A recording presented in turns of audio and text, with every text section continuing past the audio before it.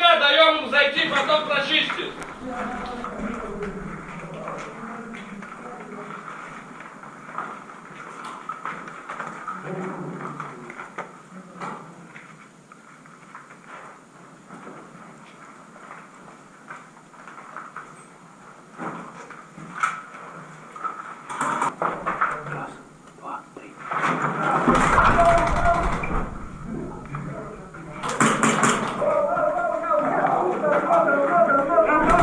Прям, стой, слышишь? Вижу конец, держу его. Я приветствую всех зрителей. Сегодня у нас в гостях Алхаз Канджария и тема страйкбол. Здравствуйте. Здравствуйте. Вы являетесь президентом Ассоциации страйкбола Абхазии. Да, абсолютно верно. Вообще я знаю, что страйкбол распространяется стремительно по всему миру. Это достаточно интересная игра, напоминает что-то воинственное. По легенде она зародилась где-то в Японии. Да, абсолютно верно. Ну, наверное, начну свой рассказ с того, что ориентировочно 4 года тому назад я впервые пришел поиграть.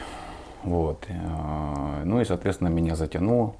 И по сей день мы играем, правда, мы уже, так сказать, расширились, выросли, создали свою ассоциацию. У нас есть команды, ряд команд, которые входят в ассоциацию страйкбола Абхазии. Мы периодически выезжаем за пределы республики, участвуем в больших играх. Вот. Ну и, соответственно, гости с Российской Федерации также приезжают к нам для проведения каких-то совместных игр здесь, на территории республики. Как вы правильно отметили, страйкбол зародился далеко в Японии. Это почему стало военно-стратегической игрой? Потому что в свое время в Японии тренировали спецслужбы. То есть вместо боевого оружия им давали аналог боевого оружия. То есть почему говорится об аналоге? Именно потому что касаемо веса, функционала, да, не отличить от боевого оружия. Единственная разница в том, что данное оружие мы, страйкболисты, не называем оружием, мы называем его приводом. То есть такой некая разница такая. Соответственно, и стреляет оно не настоящими боевыми пулями, а страйкбольными шариками, 6 мм шарик. Ну и дульная энергия, соответственно, абсолютно разная, там до 3 джоулей она может вырастать. Все зависит от того, какой привод и кто играет им, потому что, допустим, у снайпера, если такой имеется в команде, да, то дульная энергия больше, потому что дистанция стрельбы у него, соответственно, больше, чем у всех остальных. Вот. Ну и, соответственно, ему запрещено играть с такой винтовкой в здании. То есть он, как правило, должен находиться за пределами здания, чтобы при попадании шариков противника шарик не проникал в кожу, там не было сильных травм и так далее и тому подобное. Вот. Что касается вообще нашей ассоциации на сегодняшний день, если я не ошибаюсь, то где-то порядка 5 команд входят в ассоциацию страйкбола. Это, в принципе, все те ребята, которые играют здесь, на территории республики. У каждой команды есть свой командир, есть свои отличительные знаки, это нашивки, шевроны. Ну и, соответственно, как правило, каждая команда, которая входит в ассоциацию страйкбола Абхазии, имеет определенный ряд оружия. У нас есть команда Гидра, есть команда Абаза, есть команда Арес, это вот моя команда, есть команда Спрут, ну и ряд там других команд, которые также примыкают к нам. Алхаз, а где вы впервые сыграли? Меня пригласили поиграть на территории заброшенного комплекса «Спортбаза». То есть в Абхазии? Да, абсолютно верно, конечно. И какие были ощущения? Несмотря на то, что первая моя игра была летом, если не ошибаюсь, это даже был август месяц, было очень жарко и немножко тяжело с непривычки. Но после игры настолько были мы окутаны эйфорией, что часть ребят, которые пришли со мной играть, втянулись, и мы решили вот как-то создать свою команду, начали предлагать сыграть нашим друзьям, которые потом также втянулись к нам в команду, и мы сформировали полноценную команду там, из порядка 8, ну плюс-минус там 8-7 человек, в зависимости от того, какая игра и сколько народу собирается на нее. А вы не знаете, как проникла эта игра вообще сюда, в Абхазию? То есть несколько человек решили как-то однажды проснуться Нет, сыграть? если я не ошибаюсь, на тот момент, когда меня пригласили поиграть, мы приехали на полигон спортбаза, и среди играющих общей массы были люди, военнослужащие российской части. Вот, то есть, в принципе, оттуда пошло, и половина из ребят, которые играли, соответственно, были абхазцы, местные. Вот. Ну, как-то они рассказали, мы увиделись воочию, все, поиграли, прочувствовали и решили заниматься этим плотно. А эта игра похожа на службу в армии? Ну, если говорить, похожа ли она на службу в армии, не совсем. В чем разница? Разница, несомненно, есть дисциплина, несомненно. Несомненно, есть определенные вещи, которых в армии не учат. Например? Например, это правила ведения боя и тактика боя. То есть не просто в теории, да, а на практике, как это применять. То есть человек, пришедший первый раз, ну, видно, как он играет, то есть в каком плане. Вот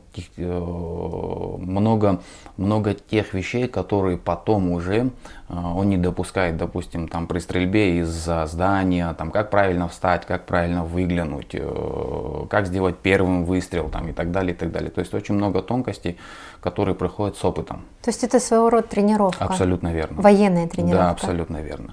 То есть, по сути, все те ребята, которые играют у нас в Абхазии, именно в страйкбол, я имею в виду, это военно-стратегическая игра. Но суть заключается в чем? В том, что в экстремальной ситуации головной мозг должен работать так, хладнокровно, чтобы правильно высчитывать ряд определенных вещей. То есть, дабы не быть раненым и не отправиться на респ, где, соответственно, ты начинаешь игру. А это воспитывает также характер в какой-то степени? Конечно, несомненно. Например? Во-первых, дисциплина, как я уже ранее сказал, да, то есть если мы начинаем в 10, мы стараемся, чтобы все игроки, которые будут участвовать в игре, были там около 10 часам уже на месте, то есть это у нас построение есть. Помимо этого, если примыкает человек к команде, то он беспрекословно выполняет приказы командира. У каждого из игроков в команде есть определенные задачи, которые ставит им командир. То есть он определяет, как лучше вести бой, как правильнее его вести, с какой стороны лучше подойти и много-много других еще тонкостей. А вот ты перечислил 5 команд. Ну, плюс-минус, да. По сколько человек там? У всех команд по-разному. Где-то 10 человек, где-то 8 человек, где-то 7 человек. То есть везде по-разному. И потом эти команды друг с другом играют? Как правило, да. То есть мы понимаем, какое количество игроков присутствует на команде и стараемся поделиться поровну. То есть если это, как мы говорим, вот о командах непосредственно, то есть деление будет поровну. Но если мы видим, что среди тех, кто пришел на игру, есть и новички, которые впервые играют в страйкбол, то стараемся разбавить так, чтобы и новичкам было интересно, потому что из-за нехватки опыта, если полноценная команда, там, допустим, моя команда будет выступать с новичками, шансы поиграть и прочувствовать не будет абсолютно никаких, то есть не смогут поиграть. А какой возрастной диапазон у играющих? Ну, как правило, это от 18 и старше. Почему именно от 18 и старше? Ну, как я уже ранее подметил, мы играем на заброшенных полигонах, да, мы их так называем, полигоны. Вот, это спортбаза, и есть очень много моментов, где нужно перепрыгнуть, перелезть или еще что-то, да, и могут произойти травмы своего рода. Там, да элементарно даже, он может, грубо говоря, бежать по груди кирпичей, споткнуться и подвернуть ногу. То есть, ну и, как правило, желательно, чтобы были от 18, и мы пытаемся придерживаться этого стандарта. То есть это, вот туда приходят люди уже осознанно, достигшие совершеннолетия. Ну и, соответственно, иногда бывает так, что приходят родители со своим ребенком. Но ребенку там не 5 лет, не 10, да. Ну где-то лет 14, вот, где-то вот такой возраст. Ну и, соответственно, он постоянно 24 часа находится рядом с ним, ребенок от него никуда не уходит. Ну и люди, которые играют против, там, в параллельно, ну, в команде, в другой команде, соответственно, стараются, ну, если это ребенок, то стараются меньше в него там попасть, подстрелить и так далее. Потому что все-таки это шарик, несмотря на то, что это вроде пластмассовый шарик, он может нести достаточно сильные увечья. Надо, это обязательно одевать определенную экипировку? Несомненно. А бывает, что люди нарушают? Ну, говорить о нарушениях, на моем случае, может быть, 1-2 раза было. Это тогда, когда не одевают маску. То есть, как правило, одеваются индивидуальные очки и маска. Это обязательный атрибут. То есть, если шарик пластмассовый диаметром 0,6 мм попадает, грубо говоря, в кожу, да, если не защищенная кожа, такая вот как лицо, да, где более, скажем так, нежная кожа, то он может проникнуть в кожу, то есть приходится его потом доставать. Это достаточно неприятно, вот, потому что ситуации бывают разные, не всегда попадает в тебя с дистанции там, 20 метров, это может быть и с расстояния 3 метров, то есть эффект неожиданности и обязательно индивидуальная защита, обязательно, без нее, в принципе, недопускаемы до игры. А бывает, у вас есть сценарии? Конечно. Это вы заранее в команде прорабатываете какой-то сценарий? Как правило, все зависит от того, какое количество народу собирается. И, соответственно, после того, как мы определяем, что это, грубо говоря, там, от 15 до 20 человек, предлагается сценарий. Ну, например, приведите в пример. Например, это освобождение заложника и вывод его из здания. Это захват, допустим, или зачистка того или иного здания, зная, что предположительно, грубо говоря, там сидят террористы, и вот группа выдвинулась, которая должна победить их и вернуться. Потом есть сценарий такой на удержание флага, то есть у одной команды флаг и у второй команды флаг. Этот флаг размещается, там, грубо, условно говоря, в одном месте, и один и другой, они они лежат на полу. Та команда, которая поставит этот флажок, должна удержать его, грубо говоря, 20 минут. То есть по истечению времени, если она не смогла этого сделать, а флажок другой команды стоит, то, соответственно, команда проигрывает. То есть помимо этого есть разминирование бомбы, то есть у нас есть условная бомба, скажем так, которая на определенное время установлена, то есть таймер своего рода. Какая бомба? Она тикает хоть? Да, она просто тикает. Она тикает, и наложена на нее запись, соответственно, это громко все, это все слышно, соответственно. Вот. Ну, если взрыв, там условно бабах, какой-то там взрыв. То есть вот так. Это очень интересно, оказывается. А делились люди своими впечатлениями? Если да, то что они рассказывали? Почему их тянет обратно туда? Какой-то ряд эмоций, может? Вот, я сейчас пытаюсь не кого-то вспомнить, а в данном случае меня. Несомненно, ну, как вы знаете, основная масса людей, которые играют в страйкбол, это мужчины. Среди мужчин также есть девушки, которые проходят поиграть, но это уже отдельная тема. Вот. И мы, мужчины, как добытчики, то есть нам нравится что-то такое, что-то острое, что-то динамичное, что-то экстремальное, абсолютно верно. Вот. И, наверное, вот эти вот ощущения, которые первая игра тебе дарит, после чего ты уже с головой погружаешься в этот процесс и одеваешься, покупаешь обмундирование, покупаешь все необходимое и начинаешь играть. Такой у меня вопрос. Из всего перечисленного в основном одни плюсы от этой игры. Есть ли минусы в ней? Минусы, наверное, тоже есть, как в любой другой игре. Минусы — это то, что, как я уже ранее сказал, к сожалению, бывают иногда травмы. Пускай они там не на моем случае, вот сколько я себя помню, играя в страйкбол, у нас не были там какие-то сверхъестественные травмы, там открытый перелом или еще что-то. Ну, такие банальные вещи, как падение, споткнулся, подвернул ногу, подвернул руку, пулька попала куда-то в шею там и так далее. Вот, ну, такого, разве что вот такого рода. То есть мы стараемся, если мы играем на вот таких территориях, как спортбаза, да, таких опасных, скажем так, территориях, мы понимаем, что в порыве кого-то убить, да, там условно говоря, конечно же, то есть человек не будет смотреть себе под ноги, он просто бежит. Или там убегает кого-то, он точно так же просто бежит, не всегда смотрит под ноги. А с учетом того, что это и строительный мусор какой-то может быть, и кирпичи или еще что-то, ну, падение, то есть они сплошь и рядом.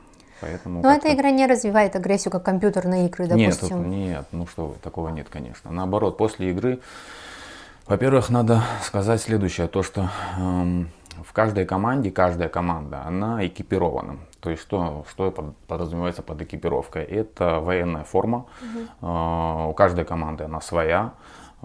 Соответственно, обувь специальная, желательно ботинки, чтобы голеностоп был фиксирован. Это перчатки, это средства индивидуальной защиты, маска и очки. У кого-то есть шлем, кто его одевает, соответственно. То есть, и помимо всего, еще и бронежилет, в котором там ряд лежат и патроны, и дополнительные, и гранаты, и так далее. То есть, ну, в среднем, грубо говоря, килограмм 7 получается. То есть физическая нагрузка, побежать, быстро подбежать на там 7-й этаж, 7 килограмм ты на себе, это вроде бы не так много, да, но человек, который не играл, который вот, ну, физически не тренирован, ему не так-то это и просто. Он поднимется, несомненно поднимется на этот 7-й этаж, но к концу, когда он поднимется, он уже будет на издыхании и уже дальше, соответственно, не сможет ничего сделать. Да, это не То слабо. есть неэффективен будет. А вы не пытались это продвигать, как-то связать с военными министерствами?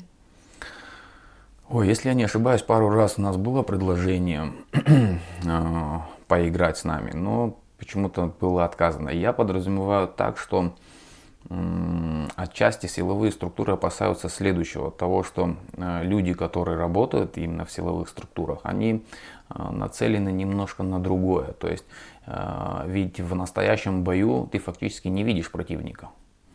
А здесь ты сталкиваешься в игре с противником, грубо говоря, как я ранее сказал, от 2 до там, 25 метров. То есть физически ты видишь цель, куда ты стреляешь.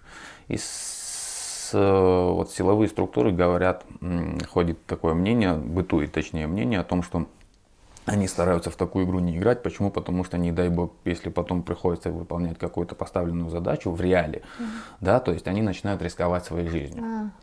Да. Только из-за этого. Понятно. Как бы.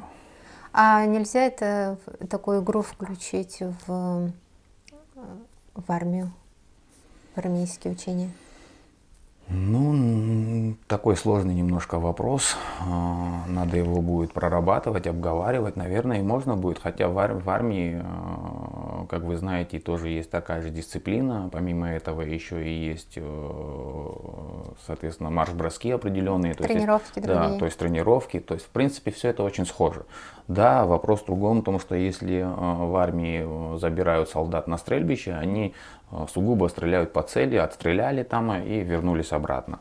У нас немножко другое. То есть мы стреляем по цели, не которая не движется, а которая двигается и которая может стрельнуть в ответ. К таким играм, я знаю, не допускаются люди в алкогольном опьянении или в каком-либо другом. Конечно же. Это, во-первых, строго наказуемо. Если у нас был один случай, когда человек позволил себе выпить, если не ошибаюсь, пиво, по-моему, он выпил, и к игре не был допущен. Это строго наказывается. То есть мы пытаемся пропагандировать здоровый образ жизни. Здоровый образ жизни, привлекая молодежь, отрывая ее от улиц, чтобы они были чем-то заняты. Пускай это будет что-то полезное. Вот даже элементарно. Игра страйкбол очень много определенных вещей воспитывает в человеке. То есть это отчасти храбрость где-то, отчасти думать быстро и правильно в экстренной ситуации. Ну и помимо дисциплины, там еще ряд других моментов. А вы не пробовали организовать игры с людьми из других регионов? Конечно же, они периодически у нас происходят. Вот последняя большая игра у нас была в прошлом году, еще до начала пандемии. Мы как раз отмечали очередную годовщину нашей ассоциации страйкболом. Приглашали людей из Сочи, из Краснодарского края. Приехали, собралось достаточно большое количество.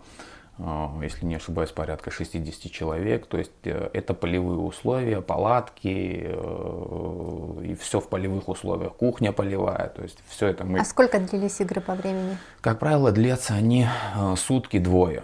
То есть все зависит от того, какие фазы игр рассматриваются. Если мы говорим только о дневной игре, да, ну, соответственно, днем отыграли, там перерыв, кто-то отдыхает, кто-то чем-то занимается. Вот. И есть еще фаза ночной игры. Но на ночную игру не все могут принять участие в ночной игре. Почему? Потому что для ночной игры нужно, во-первых, дополнительное оборудование. Это либо приборы ночного видения, либо тепловизоры, ну или типа хотя бы вторичное оружие в виде пистолетов. То есть пистолетов не всегда у всех они есть, и поэтому не набирается нужное количество для такого рода игры. Ну вот, чтобы принять участие, хотя бы самая простая экипировка, все вместе, сколько выйдет участнику? Ну, в среднем где-то от 1000 до 1500 это все выходит. То есть у нас есть человек, который занимается арендой. Любой желающий, достигший совершеннолетия, может позвонить предварительно, изъявить желание о том, что вот он хочет поучаствовать. Мы никому не препятствуем. Они в определенное время, как правило, это в воскресенье, собираются на определенной точке. Ему выдается индивидуальное средство защиты, то есть это, как я уже ранее говорил, маска и очки, плюс привод, ну то бишь автомат, ну и, соответственно, патроны к нему. То есть большего мы не даем, на большего у нас пока не хватает возможностей. Понятно. Как ты стал президентом ассоциации? Почему ты взял на себя такую ответственность? И как к этому пришел? Ну, наверное, началось все с того, что у меня появилась своя команда. Как правило, ну вот у меня так, я не знаю, как у других, у меня лично так получилось, что в игре, в которую мы играем, начали играть мои близкие родные. То есть это мой двоюродный брат, один, второй, потом еще и третий стал играть. То есть когда сформировали вот такой небольшой костяк, они начали приглашать своих друзей. То есть им понравилась форма, которую мы одеваем. То есть мы одеваем натовскую форму, называется она Woodland. И, соответственно, оружие предпочтительно у нас не российского производителя, да, а именно штатовское, то есть аналог штатовского оружия, там винтовки М16, там снайперские винтовки, пистолеты и так далее и тому подобное. То есть есть команды, которые нацелены непосредственно на российское оружие, то есть у них можно увидеть аналог автомата Калашникова, то есть пистолеты, вот, аналоги российских пистолетов. У нас немножко иначе. После того, как начали играть, мне командиры остальных команд просто предложили, да, и выдвинули, так сказать, вот кандидатуру, вот мы предлагаем. И, в принципе, из тех всех ребят, которые на тот момент были, там, по-моему, 4 команды было на тот момент, 3, не то 4 команды, и никто не был против, наоборот, все были за. И вот я как-то сам невольно стал президентом ассоциации страйкбола. Ну, это дополнительную нагрузку налагает на себя какую-то? На меня в определенный период моей жизни, несомненно, да. Я отсутствовал, я не играл, я пропускал много игр в связи с моей работой. Просто у меня не получалось, не хватало времени на все это. Кстати, кем ты работаешь? Многие, когда узнают, кем я работаю, очень удивляются. Работаю я врачом в республиканской больнице, являюсь сосудистым хирургом. Вот, оперирующим, соответственно. Ну, так получилось, что досуг у меня вот такой, я вот так вот отдыхаю, так развлекаюсь, если можно это назвать развлечением. Ну да, необычное сочетание, но врач плохого не посоветует. Развивать эту игру. Развивать можно ее только одним способом, это привлечение молодежи. То есть позвал друга, позови еще одного друга и так далее, и так далее, и так далее. И люди сами потихонечку начинают вливаться, кому это нравится, кому это интересно. То есть не всегда же получается, допустим, играть в футбол. И потом, если мы, грубо говоря, будем сопоставлять футбол и страйкбол, две большие разницы. Потому что футбол, для того, чтобы сыграть в футбол, тебе фактически ничего не нужно. Ты берешь форму и бутсы. Выходишь на поле, пинаешь мяч. Для того, чтобы сыграть в страйкбол и вступить в какую-либо группу, нужно приобрести массу определенных вещей. Это форма, это привод. Индивидуально каждый выбирает себе сам. Это не дешевое удовольствие, сразу скажу. Это средства связи, те же рации, те же у кого-то и тепловизоры есть, и приборы ночного видения. То есть все это не дешево, скажем так. То есть если полноценно с головой вот окунувшись заниматься этим, то это дорогое удовольствие. Но я, как поняла, все больше и больше расширяются команды, все больше людей интересуются. Ну, на тот момент, когда мы играли, вообще было 2 команды. Когда я только вот начинал. На сегодняшний день, как я уже вам сказал, порядка там 5-6 команд у нас есть. Пускай они будут там не по 20 человек, по 7, по 8, но это те люди, которые периодически вот встречаются, играют и так далее. Ну а вы можете звать там с Осетии, допустим, с Ингушетии, с Чечни, с Адыгеи Команд да, или... да, привлекать людей оттуда. То есть я знаю, что есть команды, допустим, Несомненно. в Ингушетии, в Чечне, Вот, как я видела. уже ранее говорил, на годовщине страйкбола, когда у нас была годовщина, мы привлекали команду, значит, команда «Волк» приезжала к нам из Сочи. Это Сочи, да. Да, команда, сейчас, кто там еще был, сейчас я вспомню, «Скорпионы» были, «Волки», «Скорпионы», кто-то еще был. А как всех вы не делаете? Вы припомню. запросы отправляете им, приглашение? Конечно, мы отправляем приглашение. То есть, как правило, приезжают, почему я беру за основу вот Сочи, там, да, Краснодарский Да, край. потому что рядом. Да, абсолютно верно, недалеко. Для того, чтобы провести большую игру и Между привлечь... кавказцами. Да, вот, грубо говоря, между кавказцами, да, но для этого нужны финансовые подкрепления. К сожалению, ну, у нас этих финансовых подкреплений понятно. нет. То есть, поэтому мы для этого полноценно должна развернуться кухня военно-полевая, то есть места, где они будут оставаться, то есть ночлеги их и так далее. Пока у нас такой возможности, к сожалению, нет. Могу сказать то, что в Российской Федерации в определенное время года, один раз в год, для всех страйкболистов, абсолютно для всех страйкболистов и России, и там Кавказа и так далее, устраивается одна большая грандиозная игра, которая собирает порядка от 2000 человек на полигоне, на которые привлекается техника, военная техника. Это танки, это зенитные комплексы, это вертолеты, легкие вертолеты. В танках не там абхазы выиграли 2 года назад? Я видела какое-то объявление, первый раз участвовали абхазы в этих Это, соревнованиях. вероятнее всего, было подразделение НЕРС. Сейчас о нем тоже расскажу. Да, конечно же, это абхазцы, абхазские ребята, которые поехали. Полигон называется Алябина, собирает он вот огромное количество, значит, после чего, как я уже, как правило, делится две стороны, хорошая темная сторона и светлая сторона, называем их так, да, так называем их. Вот. Ну и, соответственно, игра длится 2 суток. То есть, там, понятное дело, что у нас с перерывами идет, Да. но фактически это максимально приближено к боевым, к бою, то есть, да, к войне, там, к бою, потому что даже вот в ночное время, если, как мы уже говорим, да, используются определенные средства, и плюс ко всему даже шарики, которые вылетают, они трассирующие. То есть они светятся в темноте. Туда со своим надо приезжать или там выдают? Нет, несомненно, ты приезжаешь со своим обмундированием, со своим приводом и так далее. То есть, если у тебя все это есть, это очень хорошо. А почему вы не ездили? У меня просто времени нет. Потому что, Просто как сегодня, ты провел операцию, пришел сюда, в следующую пятницу у тебя опять операция, и на прошлую пятницу, я помню, у тебя была операция. Да, в последнее время немножко много работы, вот. Ну и, соответственно, приходится выбирать. Я не могу отсутствовать. Поэтому выезд, даже если он какой-то, и я вот один раз выезжал, это был под Краснодаром, была большая игра, закрытие сезона, АСК называлась она.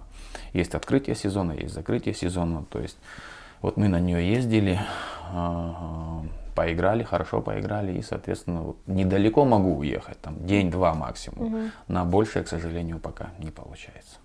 Вот. И не все могут, потому что, как правило, все те ребята, которые играют там и у меня в команде, и в других командах, они все работают, то есть не всех отпустят нас с работы, то есть Ну, понятно. ради игры тем более. Вот у нас часто выезжает команда НЕРС, старается выезжать вот на все такие крупномасштабные, скажем так, игры, которые проводятся в том числе и Алабина. Вот. И достаточно хорошо показывают себя с абхазской стороны, они поднимают абхазский флаг, чтобы побольше народу узнало об Абхазии, побольше народу привлечь, постараться привлечь. Вот. Поэтому как-то мы пытаемся показать людям то, что мы пропагандируем здоровый образ жизни. Вот сильно человек может измениться в этой игре? Вредные привычки у него уходят на второй план? Дело в том, что во время игры он не сможет сесть покурить. А после сразу? И после игры сразу тоже не сможет. А если часто будет ходить на игру, это как-то на нет может сойти? Ну, это же индивидуально у каждого, то есть так не могу я сказать. Дело в том, что, допустим, вот мы изначально говорили о том, почему не допускаем там в нетрезвом состоянии, да. Ну вот бывают случаи, когда там, грубо говоря, в нетрезвом состоянии ему надо там перешагнуть или перепрыгнуть, а он падает. Падает и, грубо говоря, падает с высоты там одна. Ну, Все понятно, да. есть, Да. смысла никакого нет. Мы получаем удовольствие от игры в первую очередь, да, а все остальное потом. Поэтому, приходя на игру, получить травму, ну, не знаю. Алхас, у меня к тебе такой вопрос. Когда вот ты делаешь удачную какую-то операцию, пусть даже легкую, в медицинском понимании этого слова, эти эмоции сильно отличаются от эмоций игры? Конечно. Ну, просто опиши мне, можешь? Нет ничего лучше для врача получать удовлетворение от улыбок пациентов, которым ты помог. Нет ничего лучше избавлять их от той проблемы, которая мучает их на протяжении длительного времени. И я уже достаточно давно занимаюсь медициной. Для меня лучше этого ощущения еще нет. Ни страйкбол, ничего другого с этим не сопоставим. Поэтому это две большие разницы. Ты даришь жизнь и учишь, я имею в виду в данном случае страйкбол, да, учишь чему-то. Это абсолютно две разные вещи. Ну, понятно. Может быть, наша профессия неблагодарная, но зато очень благородная. Я желаю тебе успехов, в первую очередь в твоей профессиональной деятельности, которая в первую очередь от Бога. Посредством тебя ты спасаешь людей. Я желаю, чтобы у тебя практически не было плохих исходов и были только положительные. И также в страйкболе я желаю вам, чтобы вы развивались, покоряли новые вершины. И еще я бы хотела пожелать, чтобы у тебя получилось совместить несовместимое. Появилось время поехать туда, не в минус пациента. Я хочу в свою очередь поблагодарить вас за то, что вы пригласили Спасибо. меня на данное интервью. Мне было очень приятно. Большое спасибо за пожелания. Я буду стараться. Придерживаюсь, по крайней мере, я так думаю, что правильных вещей, буду стремиться придерживаться их и далее, так сказать. Если вектор задан правильно, то, в принципе, все будет нормально, да, все получится. Поэтому большое вам спасибо, мне было очень приятно. Из хата будет у нас.